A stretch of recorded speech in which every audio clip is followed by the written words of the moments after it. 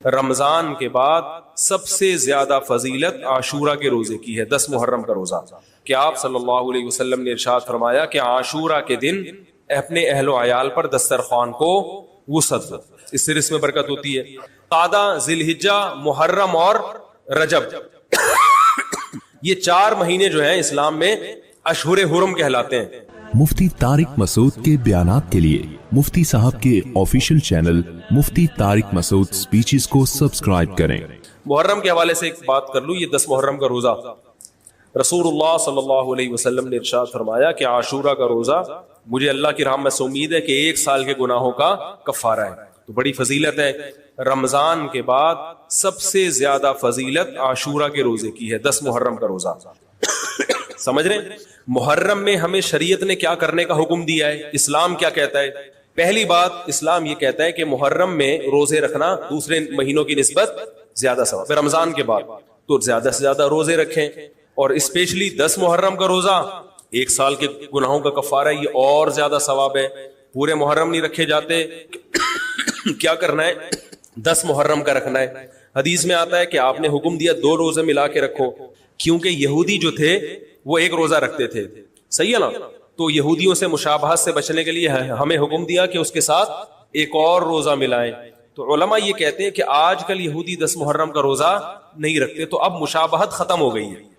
تو اگر کوئی 9، 10 یا 10، 11 کا رکھ لے تو اچھی بات ہے، نہیں تو صرف 10 محرم کا بھی رکھ لے تو بھی انشاءاللہ پورا ثواب ملے گا، کیونکہ اب اس میں مشابہت رہی نہیں ہے۔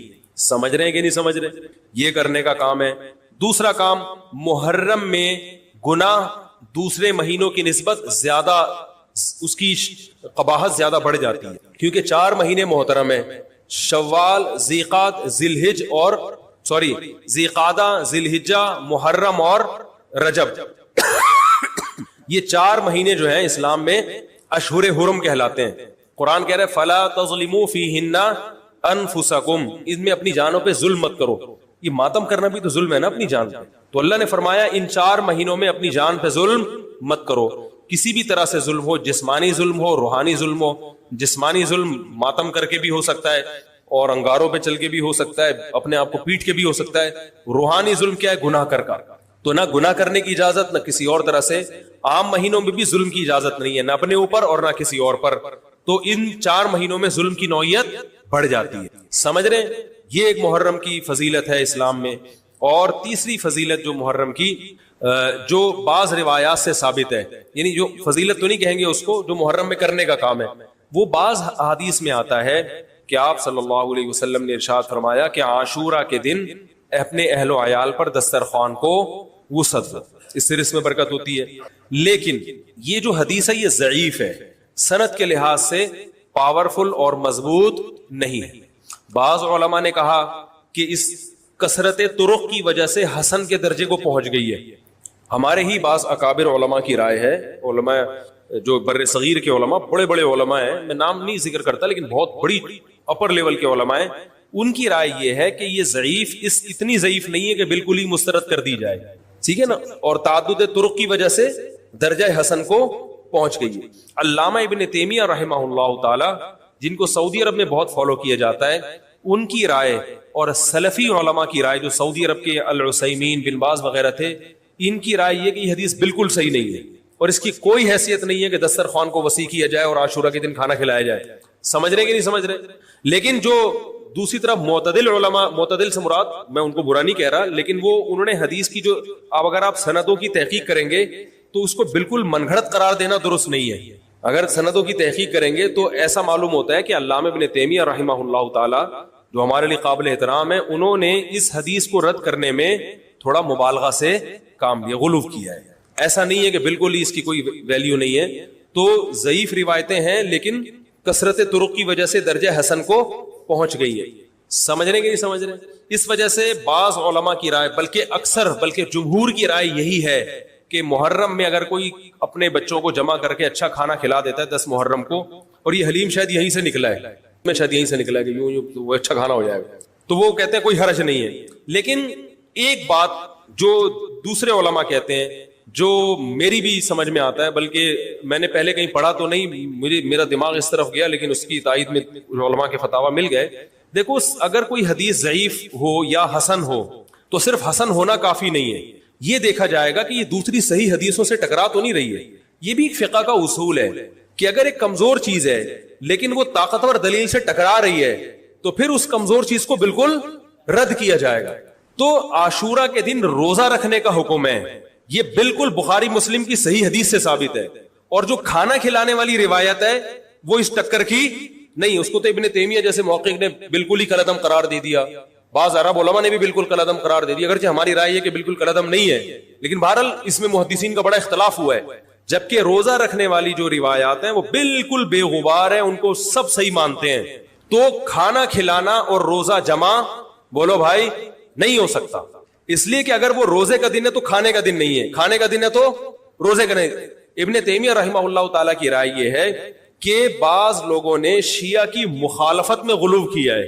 شیعہ نے اس دن کو چونکہ منحوس بنا دیا 10 محرم کو، تو انہوں نے مخالفت میں اس دن کو ایک سیلیبریٹ کرنے کے لیے نا کھانا کھلانے کا حکم دے دیا کہ ہم منحوس نہیں سمجھتے بلکہ اس کا کیا کریں گے اپوزٹ کہ کھاؤ اور کھلاؤ. تو انہوں نے کہا یہ بھی غلو ہوا ہے. دوسری طرف بھائی منحوس نہیں ہے، مبارک ہے ہماری نظر میں، لیکن اتنا مبارک کہ اس میں کھانا کھلانا اور یعنی عید والا عنصر کھانا کھلانا تو عید کے دن ہوتا ہے نا، تو عید نہیں ہے بہرحال. تو یہ بھی بڑی جاندار بات، اگرچہ یہ عقلی دلیل ہے مگر یہ ایسی نہیں ہے کہ بالکل اس کو کالعدم قرار دے دیا جائے. تو اب علماء نے دونوں حدیثوں کو تطبیق کی کوشش کی علماء نے کہ بھئی کھانا بھی کھلاؤ اور روزہ بھی رکھو، افطاری میں کھلا دو، سحری اور افطاری میں. تو بات یہ ہے کہ افطاری میں اگر آپ کھلائیں گے تو وہ 11 محرم شروع ہو چکی ہوگی، وہ 10 محرم بولو بھائی نہیں رہے گی. دوسرا سحری میں جو کھلانے کا مسئلہ ہے نا، سحری میں تو سحری میں جب ہم کوئی کہتے ہیں نا فلاں دن یہ کام کرنا ہے فلاں دن، تو اس سے لغت میں جو ذہن میں متبادر ہوتا ہے نا وہ دن کا وقت ہے، وہ 3:30 پونے 4 کا وقت نہیں ہوتا. یہی وجہ ہے کہ جو لوگ اس حدیث پر عمل کرتے ہیں عاشورہ والی، وہ دن میں کھانا کھلاتے ہیں، دوپہر کے ٹائم لنچ کرتے ہیں. وہ افطاری میں تو ویسے ہی دسترخوان وسیع ہوتا ہے بھوک کی وجہ سے. ارے بابا وہ تو ویسے ہی بچوں کو جب روزہ رکھا ہوا ہے تو اچھا کھلاؤ، سحری اچھی کراؤ، اور افطاری وہ تو ویسے ہی بھوک کی وجہ سے رمضان میں دیکھو نا کیسے کھلے دسترخوان ہوتے ہیں. تو میں نے بڑی کوشش کی دونوں حدیثوں کو جمع کریں، لیکن تکلف کے بغیر یہ ممکن نہیں ہے. تو فقہ کا ایک اصول ہے کہ جب کوئی بے غبار صحیح حدیث ہوتی ہے اور اس سے ایک اصول ثابت ہو رہا ہے تو اس کے مقابلے میں اگر کمزور روایت آئے گی جو اس سے ٹکرا رہی ہوگی تو اس کمزور روایت کو اگرچہ وہ موضوع من گھڑت نہیں ہے لیکن اس کمزور کو اس صحیح حدیث کی مخالفت کی وجہ سے بولو بھائی رد کر دیا جائے. اس لیے میرا نالائق کا موقف یہ ہے، میں بہت نالائق ہوں، میں اتنی بڑی بڑی باتیں کرتا نہیں ہوں، لیکن ساڑی عقلچ یہ چیز آندھی نہیں ہے کہ بھائی جو روزے کا دن ہے وہ بھوکے پیاسے رہنے کا دن ہے، وہ کھانے کھلانے کا نہیں ہے. افطاری میں تو ویسے ہی کھاؤ بھی کھلاؤ بھی. تو اور اس کا نقصان یہ بھی ہوتا ہے کہ لوگوں نے اس کھانا کھلانے کے چکر میں روزے چھوڑ دیے ہیں. سمجھ رہے ہیں جب حلیم پکے گا تو کون روزہ رکھے گا بھائی؟ ساری رات گھوٹا لگے گا حلیم کا کہ کل دسترخوان وسیع کرنا ہے، تو پھر روزہ گیا، وہ تو تیل لینے گیا، روزہ کون رکھے گا روزہ؟ تو وہ حدیث صحیح حدیث کی بالکل اس میں ٹائٹ قسم کی مخالفت ہو رہی ہے. ٹھیک ہے نا، نالائق کی رائے. پھر بھی اگر کوئی دوسرے علماء کی رائے کو فالو کرتا ہے تو وہ کھائے بھی کھلائے بھی.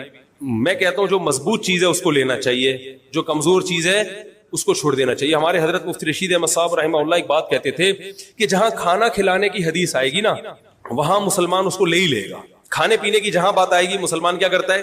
وہ کہتا ہے بھائی یہ صحیح ہے، یہ بالکل صحیح حدیث ہے. ٹھیک ہے نا، وہ کیا کرتا ہے؟ جن علماء کی تحقیق ہے وہ تو تحقیق سے کہہ رہے ہیں، لیکن عام پبلک کی عادت یہ ہوتی ہے کہ فتویٰ بھی اسی کا فالو کریں گے جہاں کھلانے کا تذکرہ. تو اب ہمارے کہتے ہیں جہاں کھانا کھلانے کی بات آئی مسلمان کہتا ہے بس یہ بالکل صحیح بخاری کی طرز پر ہی، بخاری کی شرط پر ہی ہے. تو بھائی بھوکا رہنا عبادت ہے، بھوکا رہنا سنت ہے. بچوں کو تو ویسے ہی کھلاؤ عاشورہ ہو یا نہیں ہو، اور سحری افطاری کرا دو، اچھی سی روزہ رکھواؤ، اور جو بالکل چھوٹے بچے ہیں وہ تو ویسے ہی کھاتے رہیں. اس لیے اور پھر اس کا نقصان کیا ہو رہا ہے؟ حلیم کے گھوٹے لگ رہے ہیں پوری پوری رات بیٹھ، اس کے الگ نقصانات ہیں، سبیلیں لگ رہی ہیں. حضرت حسین رضی اللہ تعالیٰ عنہ تو کربلا میں شدید گرمی میں بھوکے اور پیاسے اپنی جان دیتے ہیں، اور یہاں ہم کیا کر رہے ہیں؟ کھانا کھا رہے ہیں، دیگیں پکا رہے ہیں، شربت پی رہے ہیں. تو یہ بات عقل میں آنے والی نہیں ہے. اور عاشورہ کے دن کی مناسبت سے روزہ ہی